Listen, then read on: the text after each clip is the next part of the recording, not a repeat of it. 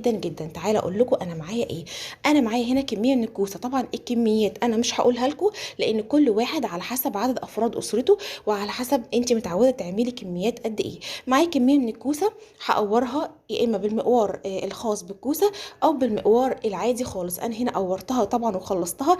انا هحاول بقدر الامكان ان انا ما اطولش عليكي الفيديو.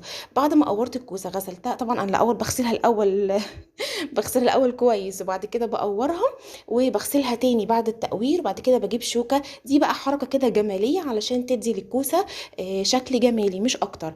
بجيب الشوكة وبعمل كده زي ما انت شايفة خطوط بالطول، بتديني بعد كده في السوا شكل حلو جدا جدا للكوسه. هعمل الكميه بنفس الطريقه. مش عايزه تعمليها براحتك، عايزه تعمليها بشكل تاني براحتك، عشان انا شايفه ان الكوسه عامله يعني شويه مشاكل اليومين دول. بس احنا هنعملها زي ما احنا متعودين وزي ما كانت ماما الله يرحمها ما كانت بتعملها. بس هخلص كميه الكوسه دي كلها وتعالوا اقول لكم هنعمل حركه حلوه جدا جدا جدا. انا متعوده ان انا اعمل صلصه الوصفه دي بالبصل والثوم. في ناس بتعملها ببصل بس، وفي ناس بتعملها بثوم بس، وفي ناس ما بتعملهاش لا ببصل ولا بثوم. انا هنا عندي كميه من زيت الذره مش كتير، وبحط عليها بصلايه بشوحها لونها يتغير. بنزل بفصين ثوم مفرومين نفس الكلام بشوحهم شويه الريحه تطلع. وبنزل بعصير الطماطم المضروب في الخلاط او صلصه من العلب المعلبه عادي جدا اللي عندك ومتاح اشتغلي بيه. طيب التوابل، انا في الوصفه دي ما بكترش توابل. عايزه احس بطعم الكوسه واللحمه المفرومه والبطاطس فبحط ملح وفلفل اسود بس.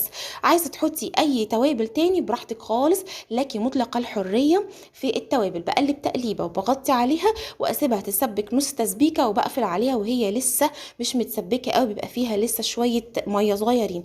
مقطع اللحمه المفرومه ما تصورش. انا عندي هنا كميه من اللحمه المفرومه قولي مثلا نص كيلو. بنزل في الحله بيه بسيبه ينزل دهونه. وبعد كده بنزل بالبصل المفروم، ملح فلفل اسود فقط. عايزه تحطي شويه قرفه، عايزه تحطي جوز الطيب، عايزه تحطي توابل لحمه براحتك خالص. ودي البطاطس الصغيره الجميله المتنقيه بعنايه. شكرا لحبيبتي اللي نقيت لي البطاطس. وزي ما انتم شايفين كده الحجم الصغير ده وبقشرها وخلاص. انا كنت عايزه هنا اوريكم الصلصه. انا هنا قفلت على الصلصه وهي لسه فيها نسبه من الميه مش متسبكه تسبيكه كامله، علشان هتكمل تسبيكتها على البطاطس والكوسه في الفرن. تعالوا بقى اقول لكم ماما الله يرحمها كانت بتعمل ايه في الكوسه. كانت بتعمل حركه حلوه جدا جدا عشان تطعم الكوسه من جوه. كانت بتعمل حاجه اسمها تسويك الكوسه. كانت بتسوك الكوسه يعني ايه؟ يعني بتجيب ملح وفلفل وبترشه جوه الكوسه من جوه علشان تطعم